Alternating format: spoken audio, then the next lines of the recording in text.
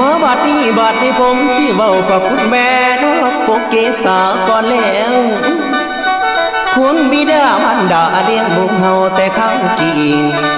ก่อนสิมีดอกเลื่อนลางเป็นคนมาพ่อได้อีกอย่างพ่อไม่ยากอีหยังบ่พ่อยากลูกน้อยสาวสิได้ใจมาแต่กี่หน้าเขาอยู่ในคันแม่ทรมานหลายสิบ่ตายก็ยังน้อยลูกในคันน้องแขนโอ้ยนับลงทออาบตาแม่ถือผ้าอุ้มท้องกินของเปรี้ยวกับเบื่อหวานอันมาขวางแสบนั้นขันเพื่อนว่าบ่แสลงแม่อยากเห็นน้ำไหลสิบอกกินอดไว้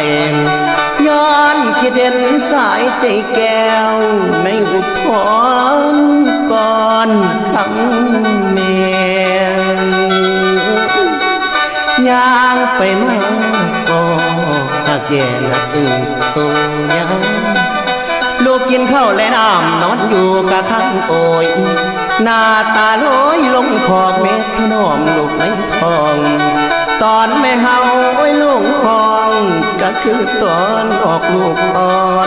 อนสอง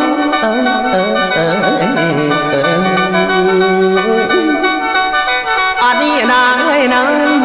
นับอุทธรปวดเล่าเก่าเดือนได้กะแมนยัง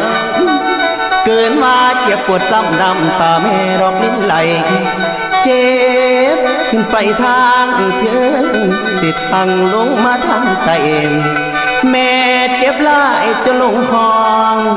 มือสาวหาผ้าแขนพวงอันนี้แม่ทั้งเอ๋ยยามลูกบอกลงแล้วยังมาอย่างดอกกีไฟกินน้ำฮ้อนอยู่ใจจนปากเปื่อยรอความสุขแสนสิทอละบันทุกแม่กะทนทันไว้กินข้าไฟนอนเคียงมอ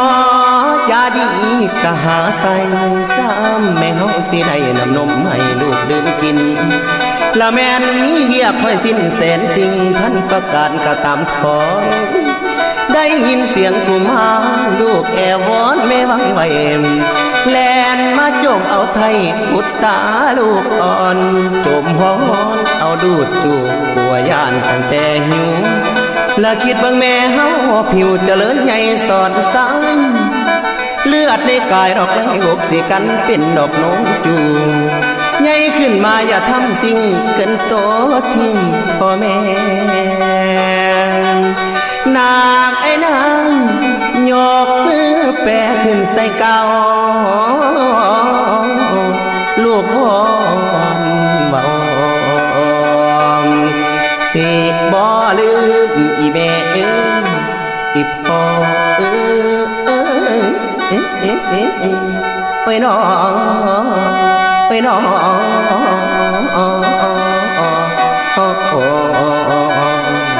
โอ้